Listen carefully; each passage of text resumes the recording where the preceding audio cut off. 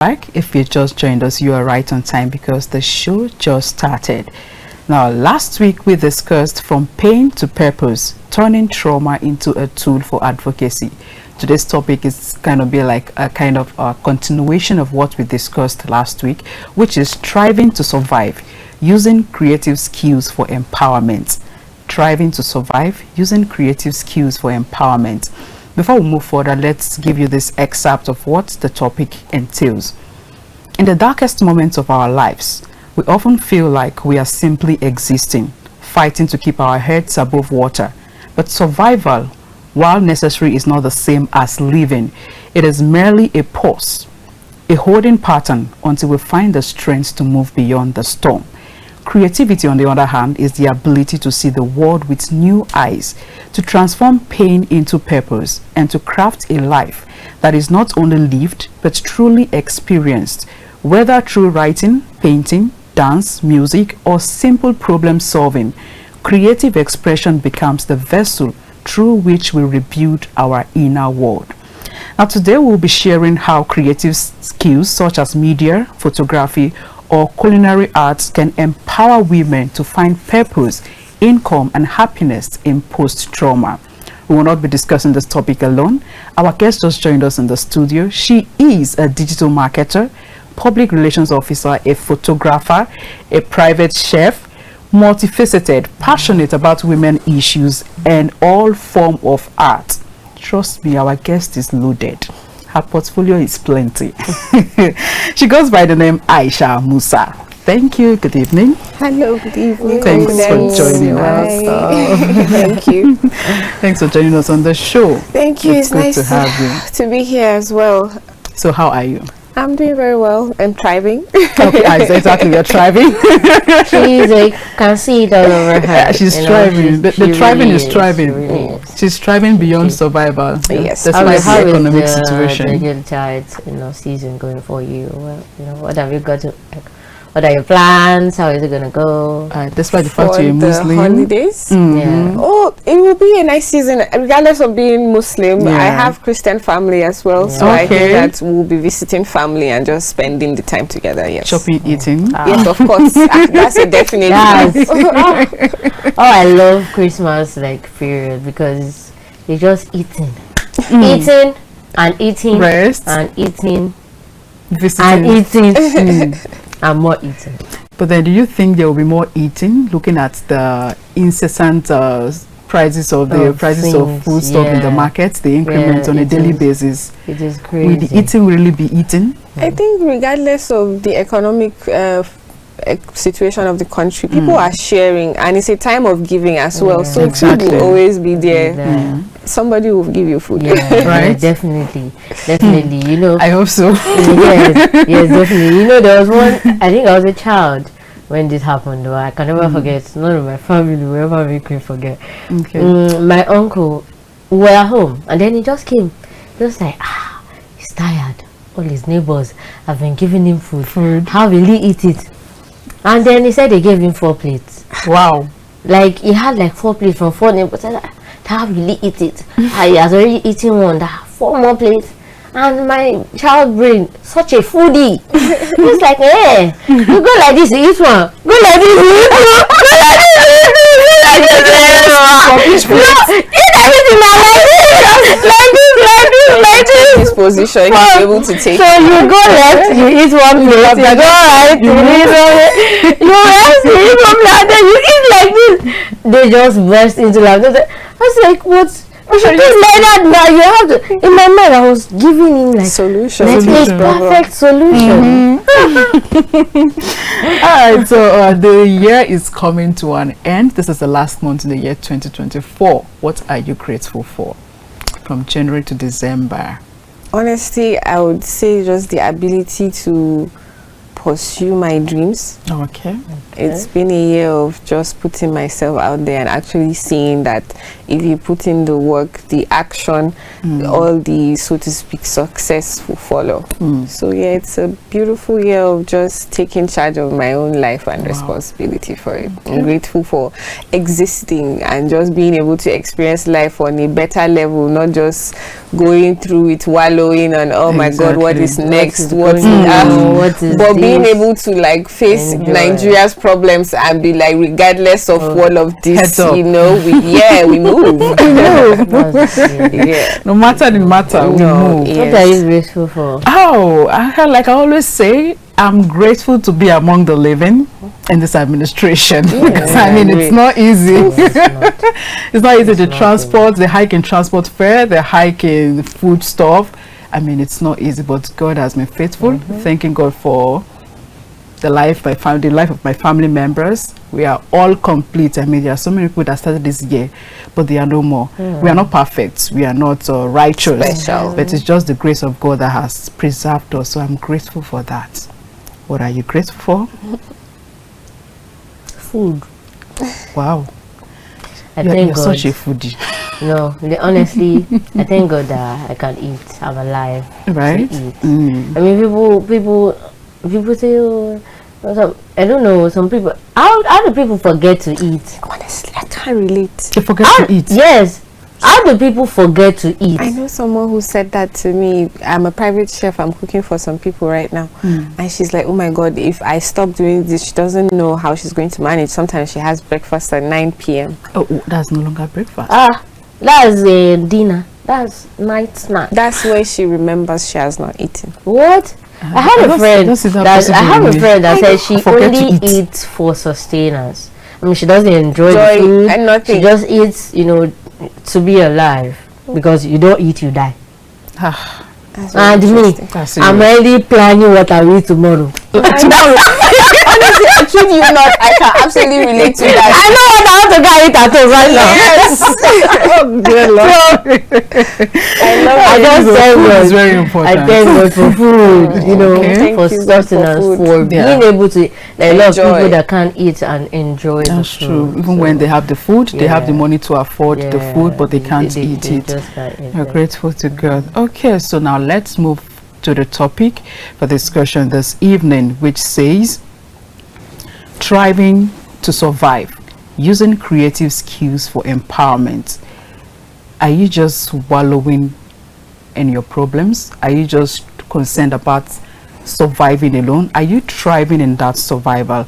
We'll be discussing this, and what are these creative tools that will aid us in our surviving, thriving, in terms of empowering women, you know, to get income and all that, to become financially independent. What are these creative tools that will be used? Not just surviving, thrive in that survival. Definitely life is going to throw at you one challenges or the other. Accept it, but not just accept it, do something about these challenges. Use it to rebuild your life. So we'll be discussing this topic with our amiable guests in the studio. Now, first of all, let's get the definition of the word survival. What is survival? I would say survival is just getting by, using your efficient, so to speak, coping mechanisms to just pass by an experience without really fully being in it. You just want it to go by regardless of the outcome or consequences, whatever, just as long as, so to speak, you're alive and this, let's just manage. So let's discuss how survival can shape one's worldview, self-esteem and relationships. How can this shape our worldview? Honestly, when you are in survival mode, other people's opinions are even not important to you. It's a thing of just managing your crises, as long as the hell is not burning down, so to speak. You are trying to just get by. So your self-esteem is list of your concern. Your relationships tend to dwindle. I can say that for sure, because what you're trying to do is just your immediate 5 kilometers, so to speak, 5 meters, sorry, around you. You just want it that, okay, I'm okay and nobody's dying, and that's all. So other people's concerns, your relationships, your what is the word that you use again? Self-esteem. Your self-esteem is your confidence, is something that you abandon. It's just, I'm here to just manage.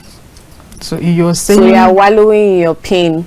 You are not really doing all the other things that as a social human being you're supposed to do. But then don't you think you socializing can, you know, help improve you in your survival but that's what journey? I'm saying. But when you're in survival, that's not your concern. Okay. You're just trying to survive. You are not trying to socialize or do these things that actually help you thrive as a human being. You are just trying to get by. Okay. Are you in consensus? The thing is, I'm sort of in consensus with it. Okay. But you know, true survivors, they honestly, like you said, just make everything just has to revolve around them. Not revolve around them. Their world literally revolves around them because they are survivors. They do anything to survive. Okay. That's the thing. But talking about self-esteem, I think as a survivor, your self-esteem will be quite high because self-esteem is, I'll say, in my own definition, in my opinion, is your self-worth. Okay. Now, because I know what I can do for myself, by myself, in myself, I am quite, you know, confident in how I see myself. So for a survivor, somebody who has, so to speak, survived a situation, because if you say you have survived the situation, that's, you have overcome it. But we're talking about survival. You are in the journey of surviving. You are still trying to even process said situation that is putting you in this thing, and so you are just trying to get by. Do you understand? Yes, so when you are doing that, your self-esteem can be high or low. It depends on what particular situation you're dealing with at a particular moment. But I get what you're saying. After going through, yes, definitely. I feel like after recognizing your strengths, which is what we will eventually talk about when we say what are these coping mechanisms that somebody will do. So you sit with yourself, you recognize your strengths, you see your journey and then you are able to identify your self-confidence. So it's just you versus you. Yes, in that journey. So when you overcome that journey, that surviving journey, it will now be you versus the world. And this is surviving. It's still you versus the world. It's always to bring in. Society's expectations will always be society's expectations, regardless of your life choices. Okay. So you just have to find your way around that. I mean, society has suffered and will consistently change. Society expects this. Society expects that. Especially as a woman. Societal norm. As a woman, we're always concerned about societal norm. What will they say? And what you are will the sacrificial lamb in all situations. It's you that is always doing for the greater good. Okay, let's move away from that. So, how do you define the difference between surviving and thriving? In the context of, you know, personal growth and resilience, how can we differentiate the two, surviving and thriving? You see, with surviving, you are just, like I said, managing. You're just trying to do whatever it would take, regardless of consequences, to just get by. You are not living through your experiences or even doing something that you enjoy. But when you say you're thriving, it means you're flourishing. You recognize your own self-growth as well, and your resilience, the strength that you're doing. It means that you have put in work and you are doing things that you enjoy, and you are enjoying life experiences, regardless of whatever pain you might be carrying. Everybody has something they are going through, or has grief or trauma that they are carrying from whatever experiences they might have been exposed to. But we're not saying that don't live with these things, but live with them in a way that even the person you are, so to speak, mourning, or the person you were or thrived to be, is happy with you. Or let's say you die now as well, you would be happy to say this is a life well lived. That is just what it is. When you thrive, you are living a life that if it stopped now, you are like, oh, I'm happy to be here. I'm fulfilled. Okay. Thriving is like, in just simple terms, surviving is, you know, when you see these plants, you plant, some of them you still have to, you know, support them with sticks. I'll say that's surviving. But thriving is now when you put them on their own, they can grow. They are growing on their own. They're now thriving. Okay. So I guess that's a good analysis. So what are the challenges survivors often face? I would like to say, most importantly, isolation. People are always categorized and put in a box, depending on whatever situation you might find yourself. Oh no, maybe it's a divorce, maybe she's widowed, maybe she's a single parent. So depending on what it is, so that already now puts you like out of place. So regardless of how you want to fit in, they have already boxed you into a place. I would say being able to also speak about their experiences. Victims are always hushed, as if you tell your story, suddenly you are the one carrying this stain. Shame is now directed to you instead of the person that did the and then so we need to work on that. I think as a people, especially as women, we should be able to be our sisters' keepers. Like, it might not be your story, but be empathic. Like, you should be able to understand her pain and also understand that it could be you. Like, you're not special. And life will humble you.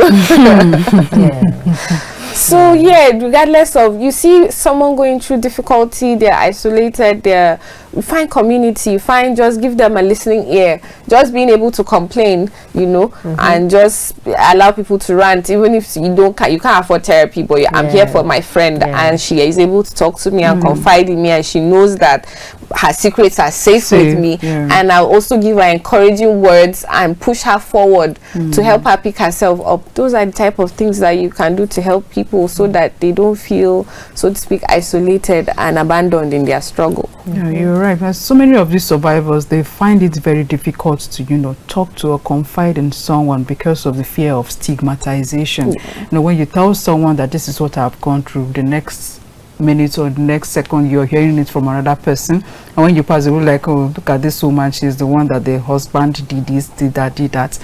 And you know, next time they won't, such person will find it very difficult to open up, because you're not, her secret is not safe with you. So let's just try as much as we can to do away with the stigmatization. Yes, you went through a horrible experience, so what? That shouldn't define who you are. Yes, we define who we are.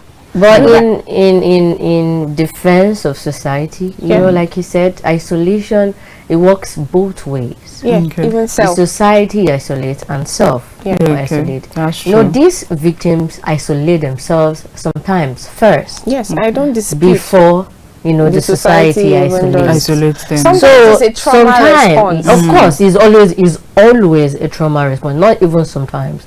It's always a trauma response, because you're like, no one can understand you. You are living in a world where you don't think anybody even knows what is going on in your head. So it is always a traumatic, you know, response. But in defense of society now, we don't know what is going on with you. You have to tell us. Now, for example, one day I was going home from work. I was in a cab, and there was a lady beside me. Oh, she was in a car, and she was, oh, I'm coming. Like, she was, you know, when we are in public transport, everybody is like, me, myself, and I. Like, I don't care about anyone. You just get to where you're going to. Something could be going on, and just like, my way. So I noticed that she was just shaking. You know, she wasn't balanced. Like, that's the thing now. See how we are so conditioned to just think ourselves. I was just like, should I ask her? No, it's none of my business. It's none of my business. But she was shaking so much. I said, oh, are you okay? Like, is there a problem? She didn't tell me anything. So she was just like, she didn't say anything. So I just, you know, minded my business. But at least I tried to know. You know. But then I sat back and I noticed she rested her head on my shoulder. So I guess she was very sick, but she didn't even know. You know, strangers can offer you some sort of comfort from whatever you're feeling. Everybody is on their own in this country. With the security issues now. When she rested her head on my shoulder, I gave her more room to rest. Now, that's the thing. Sometimes, I'm not saying it's their fault because of that response. Oh yes, but they don't give the society now sometimes to chance help them. to even help them. Yes, it's the society. On the other hand, it's kind of, at least these survivors of victims, they have a reason why they cannot just open up to a stranger. Yes. Most of them are just trying to be security conscious. You don't know who you're talking to. You get. So that's why they find it very difficult to open up like that. And I think as a country, we have not even shown that, oh, we're welcoming you to share all of these traumatic problems, and we're, oh, this is where you can even go to say, go and seek help here or anything. I feel like if people have that kind of direction and spaces, they will now say, okay, let me even try. And also, like, I don't know if you remember years back where this musician's wife, Temida Colley, talks about her rape experience. As a country, please tell me, how did we respond?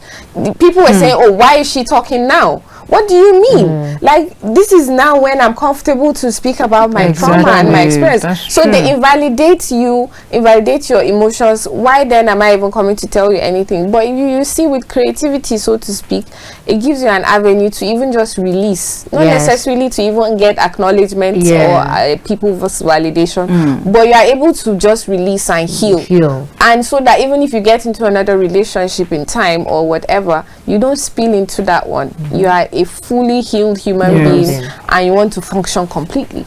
Well, that's the thing. We are not all bad. Of course not. The society is made up of good and bad. And just as people responded by saying, well, why is she just talking now? Other people took it up. You know, we had people that were against perpetrators. So I know that never any real justice. All of us, we cannot react the same way. Yes, we all can't react the same way. That is what we're saying. If the majority leans towards the bad side, how then do you encourage victims to speak? We start small. I agree.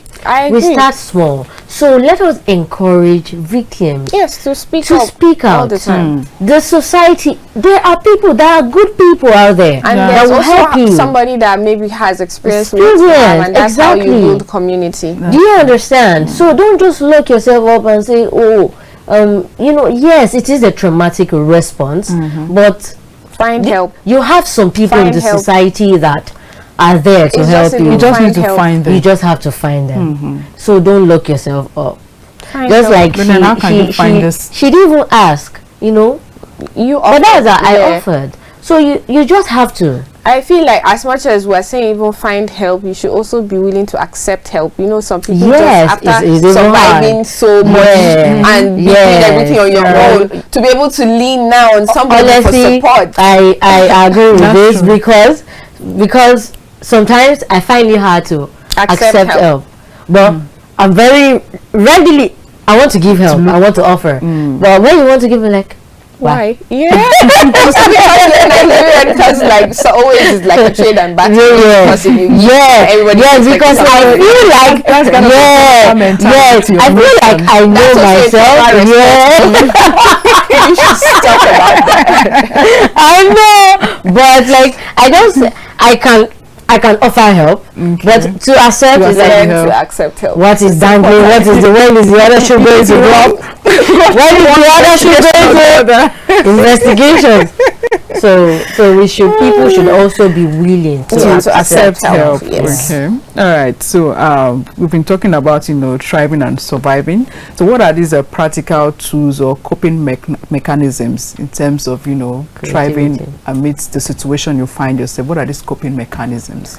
I always like to keep, so to speak, an open mind and like an open explanation, because everybody's situation is different. Definitely. Nobody's life story is exactly the same, and everybody has different pain points, because life can be interesting. Very. So wherever you find yourself, I tell you to sit with yourself. You know what you want out of life. Nobody else can give you that life, only you can. So I encourage self-reflection.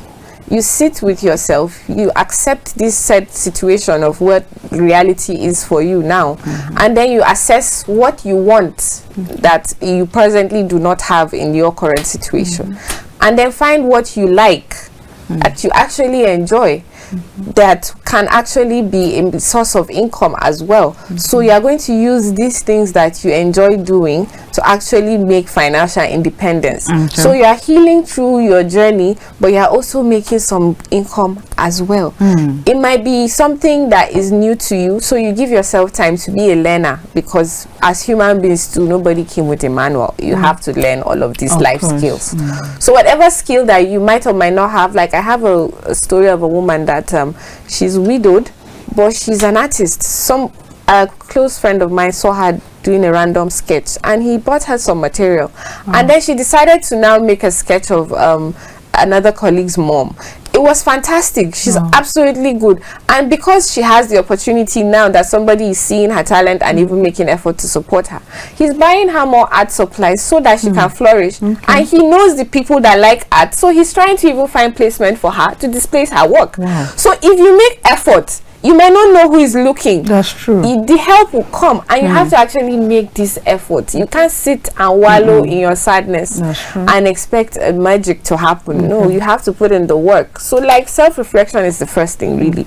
And assessing yourself gives you these chances to realize, oh, this is what I want. So you now make goals. You make action plans that are actually things that you can achieve within a certain period of time. While you do these things, your mindset is already changing. Of course. Because you are no longer focusing on your sadness and the negative side. You have just already being changed compass. You are now thinking of, oh, me.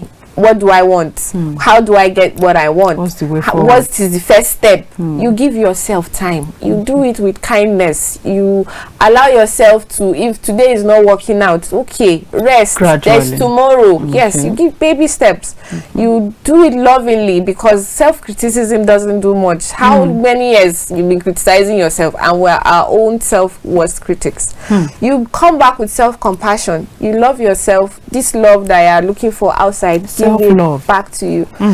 You invest in said self. You find these passions. Sometimes we don't even know what we like. We have been busy listening to our parents, our aunties, you don't even know what you enjoy as an adult. So you find these things that you enjoy, you learn them properly, you lean towards them as a skill, because you find all these things online. You check the hottest skills these days. Like for me, I learned digital marketing because I went online.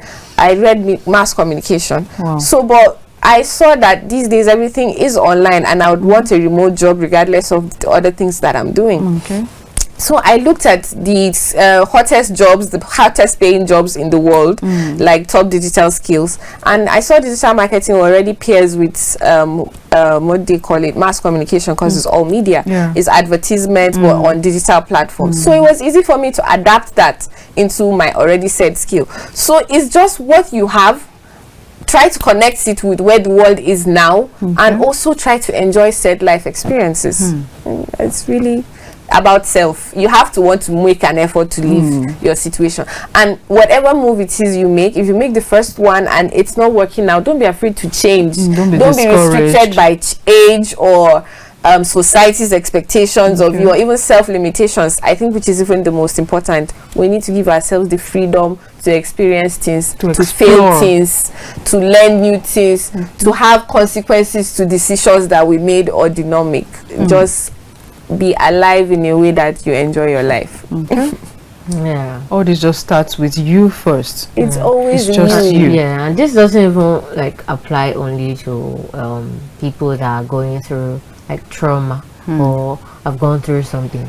Even human beings that are living their lives, that are just going through like, I hate my job, or I hate my life, you have to at some point start exactly. Or you compare yourself with others. That, you know, self-criticism is really or self-compare. You're comparing yourself with other people. It's something that people should stop doing. Yes, you can look at someone and say, that is where I want to be inspired. You are inspired, but don't compare your growth to their growth. You don't even know their personal exactly. You don't know how they started. You don't know how it even happened. It's not even about starting. Even when they are on the journey, all you see is what they show you. That's true. So people should stop, especially that comparison. I remember like when I was like little, and my mom she compared me with my cousin, and I was like, don't compare me. I told her, no, don't compare me with her. We are not the same. Everybody's different.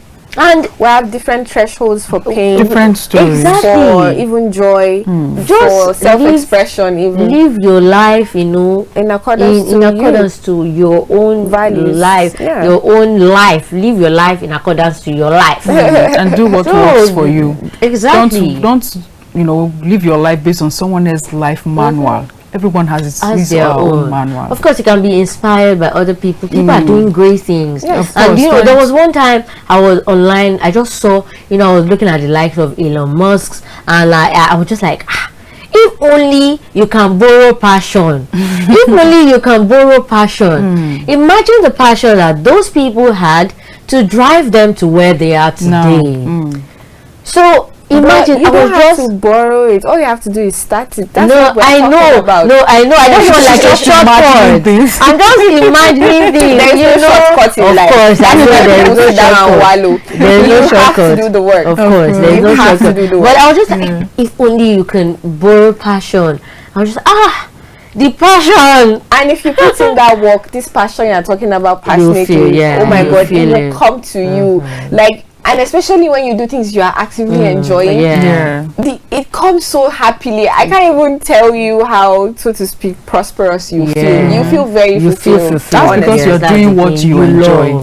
When you are forced to do something, honestly, you won't even thrive in that. But the thing is, even if you're in a forced situation, because some of us don't have that luxury to switch immediately, find something in the process of what you're doing that you like. Okay. That's what we're saying, because sometimes we have limitations as to the type of change we can immediately implement. Don't stop yourself. Start small. Find the small thing, one maybe color that is in maybe you hate your job, but like the building is white and you like white, so you use that to complement it. Yes. That's the thing. But I think it's absolutely like, it's just, I think for me it's just logic. But that's the thing. As women, we mostly use our emotional brain. You have to use your logical brain as well. You hate something, find something in it that drives you. Something has to. What is that thing inside that is driving you to it? After it drives you, then drive towards solution. Don't stay there. You don't stay there. You don't even have to stay there. Just make it be meaningful. It doesn't have to be woe to me. I hate my life. No, this is literally your life. What are you hating? Of course. You get. So if you don't make it something that you enjoy, have to make it something that nobody can like make it for you. No. Just have to find a way to enjoy life. Yes. All right, viewers, let's quickly go on a short break, and when we come back, this conversation will continue. Stay with us. We'll be right back.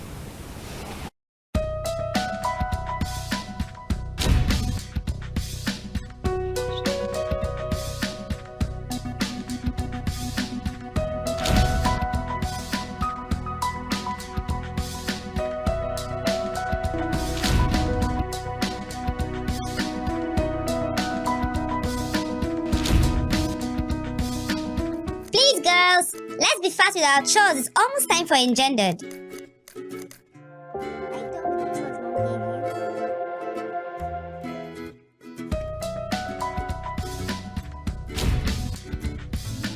Girls, it's time for your favorite program, Engendered. Yeah, Mommy, we're coming right away.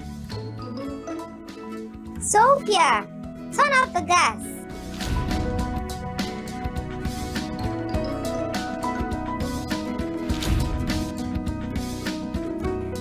What are your fears as a woman? And what are your doubts as a lady?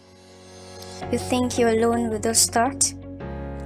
Then welcome to Engendered, where we bring you discuss, interviews, reviews, experiences, opinions, and issues relating to the female gender. This is Engendered.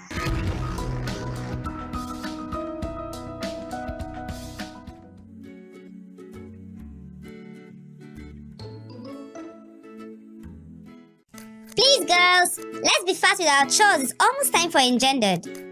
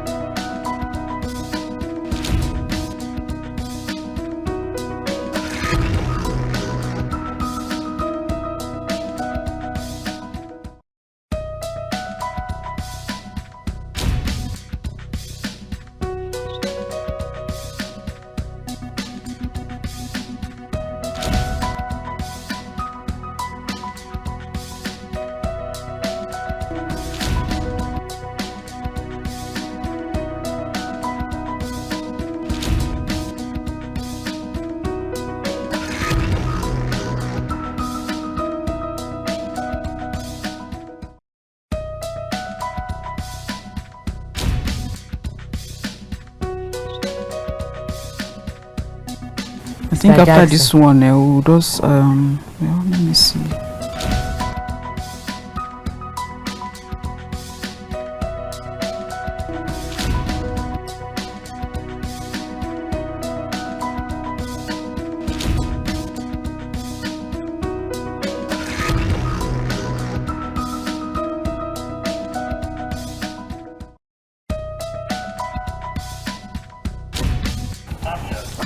Welcome back to the Engendered show. We're just talking about surviving to thriving, and you know, we've been talking about this topic like Confidence said. It seems like a continuation from what we spoke about last, last from pain week. to purpose. Yeah, pain to purpose.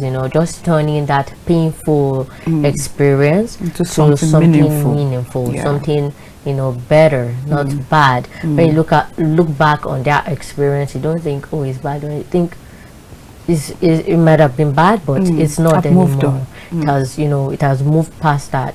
So do you have like any special experience, personal ones that you could share with us, from surviving, that you think really encapsulates that surviving to thriving? I would say 9 years ago, my eldest sister was murdered. She was pregnant. It was a very traumatic experience, and till date we don't know what happened. We have no idea who did it or why, and that's it. So it was like all of a sudden, and we were at a time where we were ready for celebration. She was supposed to have her first child, so everything was just taken away from us. It was very hurtful. My family broke down. I'm my mother's last child.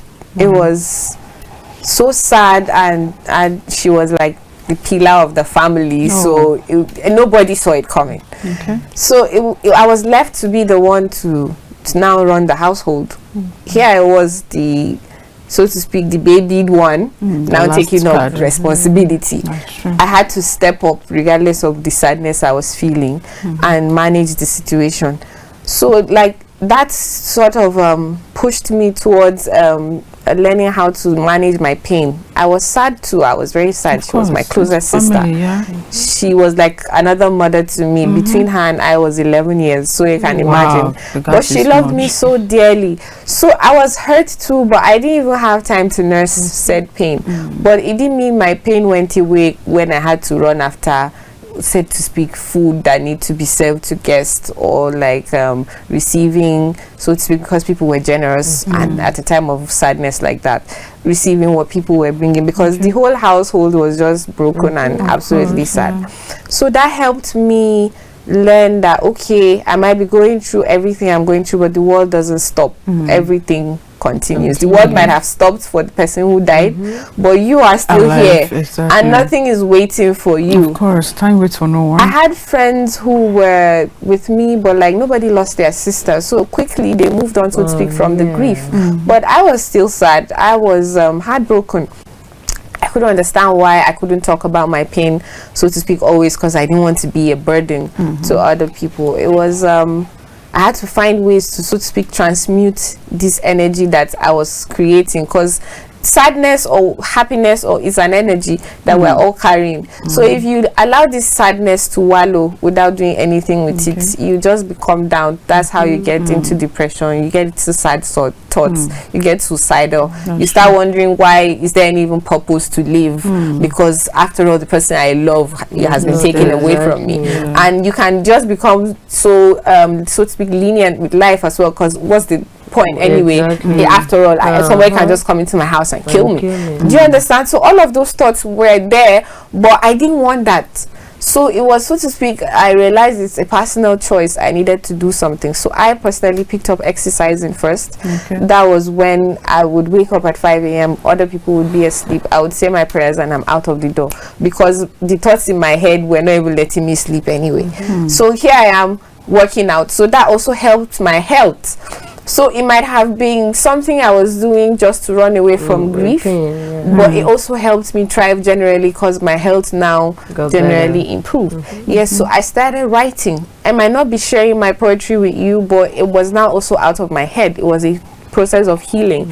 I was talking about things I wanted to tell my sister, so I was able to expressing yourself. Yes, it's out there now. It's also a form of art. Somebody might communicate or to also to speak, connect with me through that writing, because they are sad too, or they know what it feels like to lose a sibling, or it might not even be a sibling, but they know grief, and grief is relatable. So with these skills that you might be doing for you just to get by, somebody will connect with you on that, and you form community, and before you know it, we're helping each other to thrive. And it might have started from a place of pain, but you push it forward into creating something beautiful. You can start to see daily beauty in day-to-day life, because oh, I can die tomorrow anyway. Now I stop by and look at butterflies, and I take pictures of butterflies, and somebody loves butterflies, and I'm like, oh my god, this is so beautiful. And you are creating joy as well, and because you are giving out joy, joy comes back to you, and you start to recognize these little joys, and before you know it, you are no longer wallowing in your sadness. Yes, I'm sad that I no longer have my sister,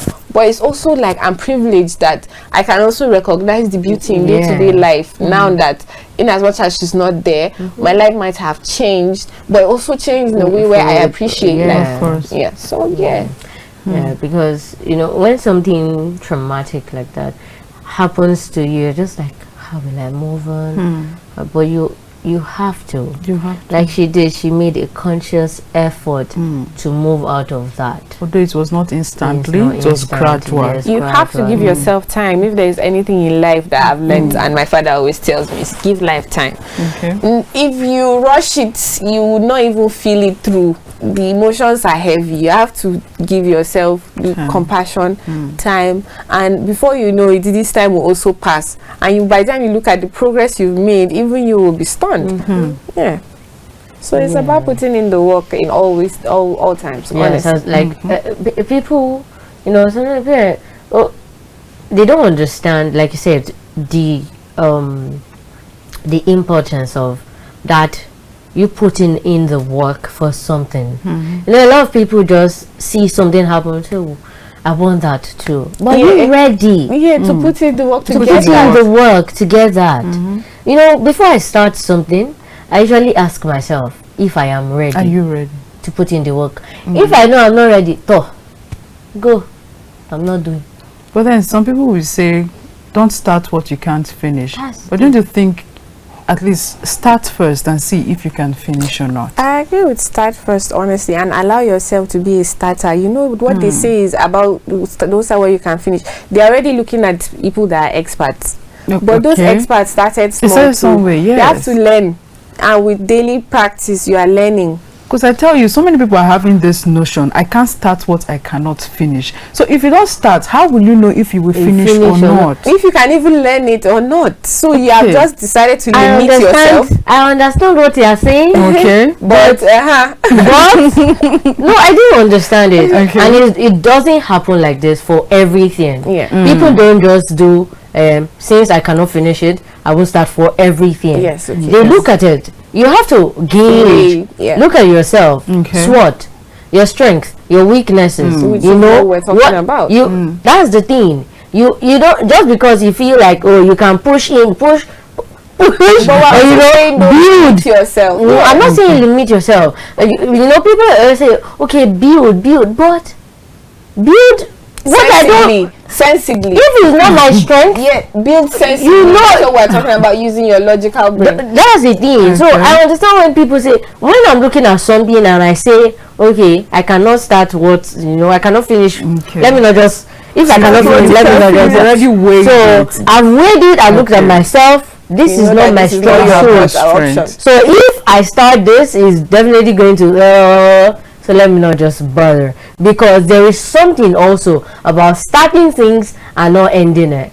Because if you now start doing that because you feel like you can do anything, and then in the middle you now be like, oh, I cannot do this, and then you just have a lot of started things that you have not finished. No, failure doesn't mean that you failed totally. At least of course, it doesn't mean learned that. one or two in the process of it doesn't making mean an that. attempt. But life has a way of coming full circle. Sometimes you learn these things and you stop them halfway. You don't even realize that it is coming to the That is it. I do understand this, but for me, it's just, I look at something, you're like, okay, it's my strong suit. Let's start. And even if it's your strong suit, you still start and sometimes not finish. Honestly, that's just how life is. To digital marketing as well, because it was my strong suit. I already had media background, so yes, it's easier. So you know, it's easier. If I know something, I'm more inclined to say, okay, you know, I see myself starting this. I see myself also finishing it. But you know, if I know that something is not, like, so it's only human. About this, your love for food. You can start a food blog, and we will know that it's honest because you already loves food. You know? Yeah, but I know I like food, but I know that I don't like to write about food,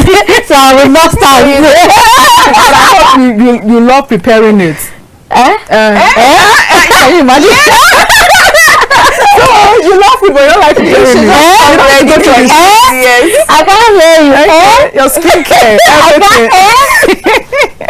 It's all right. Okay, so the topic is just talking about, we don't have time, so let's just take this. Using creative skills to empower women so that they can become financial independent. What are these creative skills that can be used to empower women? Honestly, it's self-imposed. Like she said, this going back to your strengths is actually the basis of everything.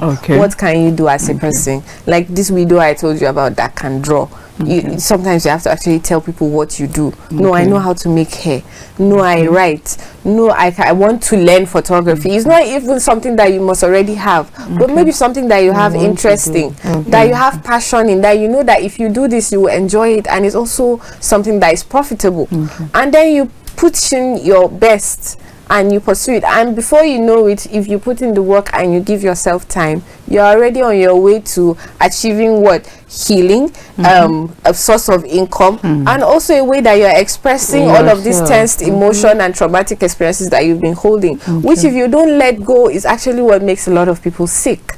So if you don't let out pent out resentment, anger, whatever it is that might have happened to you from your personal experience, you will now sit back and you're just wallowing in sadness and just depression and all sorts, and you probably will exude that kind of energy too. So you're just out there being a negative person when you can be impactful and improve people's lives. You're just there making it worse, and nobody wants to see you, nobody wants to associate with you, nobody wants to socialize with you. Yes, and bitter is not nice. Nobody wants that kind of company. But if you are doing things that you enjoy and you're happy and you're inspiring other people to live a joyful life as well, you build community. People want to work with you as well, and you are progressive, and you are making this money too. Money is very important. You are just doing things that you enjoy to make money. So you find what it is that is your strength. Self-reflection is very important. People need to learn to sit down with themselves. Too important. Okay, so MCR person is already giving me notice. All right, so what's your advice for our viewers who may be hesitant to take the first step, which is self-reflection? What's your advice for them? Honestly, forgive yourself. Okay. Whatever you might have done to survive is okay. And you are only human. But move from that mindset now. It's time to do things to enjoy life. Don't just do things to survive. Okay. Yes, put yourself first. Fill your cup and just thrive fully. That magic you are looking for is already in you. That life you want is in you. All you have to do, the sky. No, you have to is do the work. And you are the one that knows this life you want. Nobody can do the work for you. Of course. So, you wear the shoes so you know where it's pains. Exactly. So attend to your wound first. Exactly. And thrive, honestly. All right. Thank you so much, Aisha Thank Musa. you very much. It was really nice having you on the show. Thank you. It Hope was to see you nice some talking other to time. you. I hope so. Thank you so much. Thank All right, you. viewers, in our guest voice, don't just survive, thrive. Don't wallow in the situation you find yourself. Definitely, life hurdles will come your way.